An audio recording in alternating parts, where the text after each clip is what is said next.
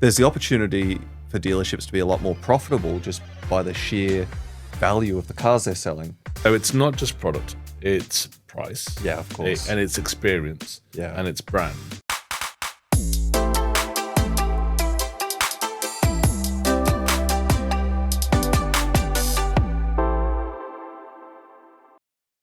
Well, Glenn, we are back. I've noticed you're missing the branded merchandise. I thought I'd mix it up, keep people on their toes a little bit. It's impressive. Look at it. We've got some nice merchandise here. How are things? Are you well? Busy. What's keeping you busy at the moment? Lots of dealers selling cars. I mean, it's eased off a little bit in the last week or two, but I think a lot of dealers have had a fantastic first half of the year. Is this mainly approved dealers? Approved dealers. Trade-ins, that's what you're seeing in your data? Selling a lot of new cars, trading a lot of cars. Yeah. What about you? Well, we're doing a bit of we are busy, as always, but we are doing quite a bit of analysis at the moment, and we should cover this off maybe in another podcast about actually how the new car market does seem to be going a lot faster paced than the used car market. Yep. And I saw an interesting stat that said actually we've flipped back to a 1-on-1 ratio now, new to used car ratio, where we'd gone to a 1-to-2 after COVID. The UK, Australia's at the 1.3, 1.4. So that's an interesting dynamic, but we're not talking about that today. No, we're talking about luxury. My favourite topic. My favourite. Luxury cars. Luxury cars. I mean, let's talk about everything luxury at the moment. So I was sitting there this morning and I actually cheated and I went on to chat. Why do I say cheated when I talk about ChatGPT? Is that cheating? No, I don't think so. I don't think it's helping, isn't it, rather than cheating? Anyway, I went on there this morning and I said, how would you define luxury? Right, and what did it say? Well, I'm not going to say the answer yet. Okay. I want to know, how would you define luxury? Luxury cars or luxury in general? No, I was just luxury. I think I said luxury asset. I said that, or thing. Yeah, well, I think it's got several factors, doesn't it? There's some intrinsic factors like the quality and the brand equity. But it's also about how it makes you feel and exclusivity, and these factors as well: community, exclusivity. So I think that there's intrinsic and emotional factors which play into luxury. Yeah, I sort of said that really. I mean, it kind of said it was around the brand, the product, the price, and the service, the experience, right? And all those things go into luxury, which I thought was interesting, isn't it? Because we banned this word around. The luxury market is worth $5 billion here in the UAE. And I was thinking, well, based on those metrics, have they actually managed to measure luxury when actually some of it is not particularly measurable? But anyway. And where's the cutoff for luxury? I've sat in meetings at car dealerships and we've debated brands like Mercedes, BMW and Audi and whether they're luxury brands or not. Yeah. Not that I think anyone doubts they're a luxury brand, but they're such high volume in this market. Yeah. I agree. So it's an interesting one, but there's no doubt about it. And actually, I got Stephen, who's our editor, to pull some stats. So thank you, Stephen, for your contribution to this podcast. And he's gone crazy and produced a ton of stats. Great. Because there's so many insights onto the luxury market here. I am going to test you in a minute to Fine. see if you know some of the answers to some of these questions. But a couple of things that we know, right? We know that the millionaires, well, maybe you don't know this, but the population of millionaires has doubled in the last 10 years in Dubai alone. The UAE is now considered the world's most attractive wealth haven, which sounds rather good, doesn't it? Yeah. An estimated 63 billion in investable wealth will enter the UAE, over the next couple of years. I think it's 7 billion next year, actually, Craig. Oh, is it? I think we've asked ChatGPT the same questions. Very good. And of course, we know from my hometown of the UK, 9,800 millionaires who enjoyed the non-dom status are looking to move or are going to move. So, we know that this is attracting wealth. Yeah. You only got to listen to things like the radio to hear everyone's talking about property, luxury property. This is obviously a magnet for luxury property. But we're going to talk about luxury cars because that's what we do. Yes. That's our thing. So I've got a couple of questions for you. Fine. And I didn't believe these answers, so I double-checked them. And Stephen or ChatGPT proved me wrong and him right. So, a stat on Rolls-Royce. Yes. Do you know this one? Given where I used to work, I might know this one. Okay. That my previous role was at the BMW importer, so I may have a pretty good All right, shot well, at this one. In the top 5, where do you think we are for the most bespoke models for Rolls-Royce? Number 1. We're actually number 2. Behind China? Yeah. Okay, so I couldn't decide between 1 or 2. I thought we were first, so I was disappointed with that. Well, it's the sheer population of China. 100%. 100%. Yeah. I think bespoke as a percentage of units sold would definitely be here, but sheer volume. Yeah. I It's hard to think beat the is China. Chinese on that, isn't it? There's quite a few of them. Where is the world's largest Bentley showroom? Dubai. It is. Yes. Where is the largest Mercedes complex? Abu Dhabi. Do you know how many square feet it has? That was my first job when I moved here from Australia. Was it? Craig, I can probably tell you a whole heap of stats about that facility, like the number of service bays, the number of parking Go on, bays. then, how many service bays? 250 service bays. They've got 260 now. They've added 10 They've had more. a 10 on since I left. And you know what? You know what I loved? In the corner, they've got maybe 20 VIP service bays. And when you used to walk from one side of the facility to the other, there was an overpass, and you could see down over the VIP enclosed service bays, where they'd often have Paganis because they have AMG engines and Maybachs and all those. You know, the G63s and everyday cars were out in the main area, but the really exotic cars were in that 20-car VIP service area, which you used to walk over the top of. I mean, that is mind-blowing, 1 million square feet of buildings to cope with everything they're doing. That's phenomenal. Another 500 car parks underneath that, under the service centre for stock and customer cars. Which can hold something like 5 Boeing 737s or something stupid like that. Right, next question. Where's the world's largest BMW showroom? Abu Dhabi. It is Abu Dhabi. Where's the world's largest Audi showroom? Dubai. Where is the... There's a thing here, right? So where's the world's largest Ferrari showroom? Dubai. Where's the world's largest Lamborghini showroom? Dubai. It's not. There you go. Tricked you there. Where is it? I don't know, actually. It's the largest is in America. Where's the world's largest Bugatti showroom? Oh, it's going to be Dubai then, is it? Yeah. And McLaren. And Yes. It's not the largest Porsche centre, but it has the largest gathering with its icon of Porsche, which I thought was interesting. So that's the largest gathering is to the icon of I have these stats about everything in the UAE, actually. We can go all day.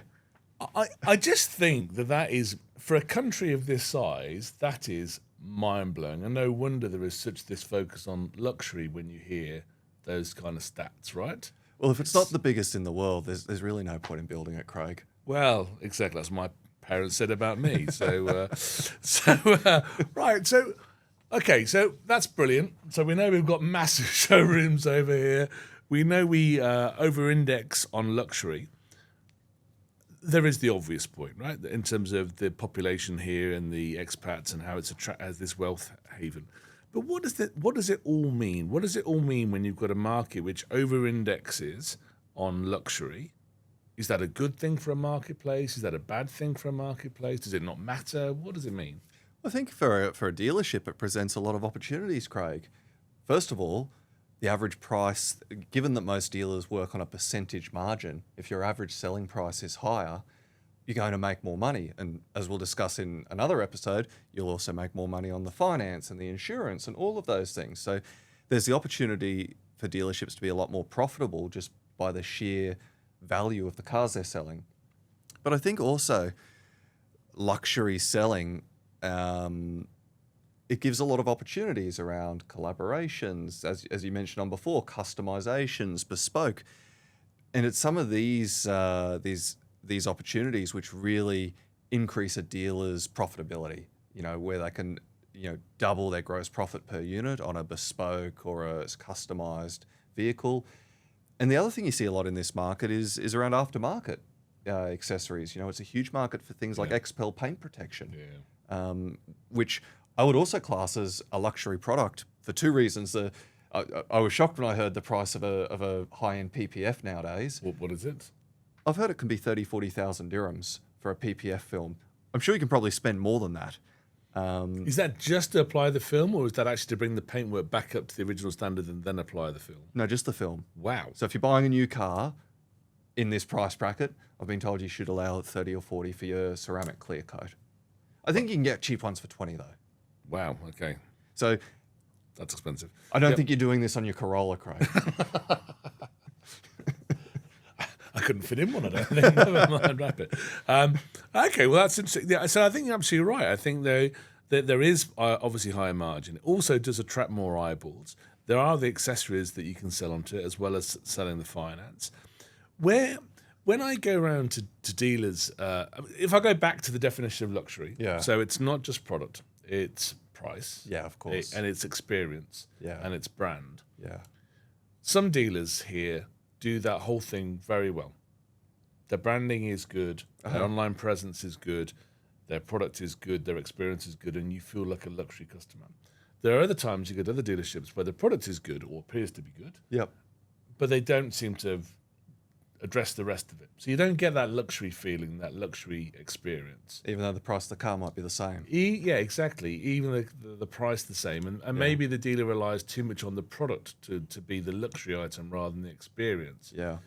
Is that something that you see a lot when you go around the marketplace? Yeah, 100%. You know, a few little things can go a long way. I remember when I started selling cars, it was drilled into my mind that the first thing you said after you introduced yourself was, would you like a tea or coffee or a glass of water? Yeah. And the number of times I've walked into car showrooms in the Middle East and I would kill for a glass of water. and, you know, a few little things like that, you know, presentable staff, clean showroom, well laid out, cars lined up, tea, coffee, water facilities, and nice tea, coffee. You know, if you're selling million dirham cars, you can probably do better than the 3-in-1. Yeah. Those little things really go a long way. Yeah. No, look, I totally agree. I think that, I went through an experience recently where I was looking at a luxury vehicle, and the experience I had was less than luxury, where I'd already WhatsApped in, didn't get a response, so then I had to phone. The guy on the phone didn't connect me to the salesperson. When I turned up, they weren't expecting me. Yeah. The car wasn't even ready for a test drive. You know, and for me, that was my first luxury car purchase in the UAE. It did not feel luxury at all. Yeah. And I was very happy to get out of that showroom because that experience, even though the product looked good, on inspection afterwards it wasn't, but even though the product looked good, the experience was not luxury. Let me give you the counter example. It wasn't from a car showroom, but I was at a medical clinic for just a consultation during the week in Jumeirah. Pull up, valet took my car, parked my car, walked inside, calming music in the waiting area, nice smell. A barista walked over and asked me what coffee I would like. I was given a takeaway coffee while I waited to see the doctor. Walked in, walked out.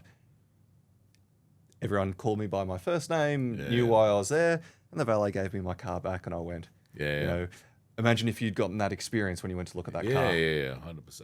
Just a few little things, you know. Nice cup of coffee, somewhere to park your car, parking was sorted, coffee was sorted, everyone was dressed the right way, in a uniform, polite, helpful. Makes a world of difference. Yeah, and the ironic, you're absolutely right. And the luxury, the ironic thing is, a car dealer hasn't even really selling luxury products to give a luxury experience. No. He can be selling premium cars or volume cars, but still give I mean, that's an interesting question. Here, yeah, go on. Where do you think the cutoff is between premium and luxury, and what's the difference? Well, because we're looking at it from a data point of view, we have to try and box this off as best we can. So we say premium now is 150 to 600,000, and luxury is 600,000 plus. That is, and we've looked at that based on dealers' profiles and their stock profiles. Yeah, but it's open to interpretation. I think it's creeping up because, you know, we don't have strict definitions in our company, but we thought about it and we thought, well, our first gut reaction was 200,000, but then we thought, well, a new 3 Series or a C-Class is probably like 220. So we thought, well, maybe it's 250. So we went with 250 as being... You're going for the new price. The new car price. Okay, so ours is the used car price. Oh, so okay. It's 150 for used car. Okay. Not for new. Well, I think we were we're thinking probably just generally, like, where's those cut-offs? Yeah, I suppose for us, what we're thinking about when we say premium, it doesn't necessarily mean it's a premium brand. It's a premium product. So it's under 3 years. It comes with service history. Okay. It's got a warranty. Yeah. It's a premium product. Yeah. Okay. And then it moves into a luxury product over 600,000. But it's an interesting one. And Because the problem was we put the cutoff there, and then you've got Land Cruisers and Patrols that are 1 or 2 year old, and do people see those as an everyday car or a premium product? And it's sort of a bit of a mix. That is a premium product. In my view, that's a premium product. A Land Cruiser is a premium product. A 3-year-old Land Cruiser with a warranty, with a service pack, is a premium car. Okay. Not luxury, but it is a premium car. And so what, luxury is over 600? Yeah. I still feel that's very... well, I think you can also put exotic in above that. Yeah. Because 600, you can't even buy a second-hand G-Wagon for that, Craig. Well, as we said right at the start of the podcast, right, there's no hard and fast rules for this. And even if you're selling it for $1 million, if you don't give the experience, it's still not luxury, right? It's of course. It's just an expensive car. Right? I think that's separating the car from the experience, isn't it? Yeah. You can have a luxury experience on a 50,000 dirham car. I think the other interesting thing that we're seeing is the Chinese are obviously coming over and they're catering for every segment. Yeah. And we are starting to see them make headway now in the premium luxury segment. Yeah. So we are seeing cars now that are priced, over 200,000 that are starting to get traction. Our supply and demand looks very good in terms of more demand than supply for some of these Chinese products. So when you look at what else is set to come from China, there's more premium luxury product coming from China. Yeah, for sure. What's your view based on our criteria? It's brand, it's product, it's price, it's service. Do you think the Chinese can crack this luxury market? We'll have to see. I mean, China is one of the biggest markets in the world for traditional luxury brands, so they should be able to export that experience. I think what they're going up against is, in this market, the perception of the Chinese cars is the other end of the price spectrum. People are buying them based on low prices. So I think it's also, when luxury, it's about brand heritage, brand equity, and brand value. And I think that's where the Chinese car companies will struggle. They can have an amazing product. Hopefully they can get the showroom, the customer experience right. But it's also then that brand heritage and the retained value of the car. I think when people are in that price bracket, residual value becomes a much stronger consideration. And I think that's the big unknown on the Chinese brands. Yeah. And I think also, again, brand, product, price, experience, the brand part of it, they don't seem to be, from what we've seen so far, investing too much in the brand. The strategy is get product on the road, get it seen, people will buy it. Which is price driven. But I'm not seeing much about the brand. I mean, if you think about premium Chinese brands, and one would be that Hongshui, I don't know. Hongxi. Which has been here 3 or 4 years now. 3 or 4 years, but you would not know it's here. Yeah. I've seen a couple out on the road, but you would not know it's here. Very little advertising. You've got Zika over the last year or two. Zika, which is a great looking product. Amazing. I sat in one a few weeks ago. Really. But where's the branding? I got a model one on my desk, actually, Craig. Oh, have you? How's that for product placement? They've won you over. Yeah. The Chinese have won you over. I got that and Aston Martin on the desk. Oh, right. Okay. Very good. So I think it's going to be interesting to see. I have no doubt that they will make an impact into the premium luxury market. They will find a way. Yeah. But will they do it through price? And that'll be interesting to see if they can do that, or do they have to start investing in brand to connect with the customer? I think it's a tough market to crack. It's definitely it's not a price-driven market. I don't think the same strategy is going to work. I would agree. Yeah, no, fascinating. Well, look, I suppose, as always, when we get to the end of these podcasts, we have to think about what does this mean for the dealers that are listening to us. Yeah. I mean, I think my takeouts would be, this is a good part of the market for car dealers to be in. Yeah. It is profitable. It is desirable. Supply does outstrip demand in most areas. It seems to be protected from the Chinese tsunami that's coming in. And as you say, there are ways you can make money out of these cars which potentially you couldn't make out of other cars in terms of parts, accessories, and whatever else. So I mean, the advice would be, if you can afford it, these are the sort of vehicles you should be buying and stocking in your showroom. Yeah. And you should be giving a luxury experience, not just selling a luxury car. Yeah, I think if you can get the basics right and give a luxury experience in the showroom, you'll definitely reap the rewards. But there's certainly stiff competition in this segment too. There's a lot of players in that 150 to 600 segment who can get it right and have been doing it for several years. But if you can get the little things right, the big things will just fall into place, Craig. Detail is retail, as they say. Detail is retail. That's it. All right. Well, thank you for that, Glenn. Till the next Likewise. time. See you next time. See you Thanks, later. Craig. Cheers. Bye. Bye.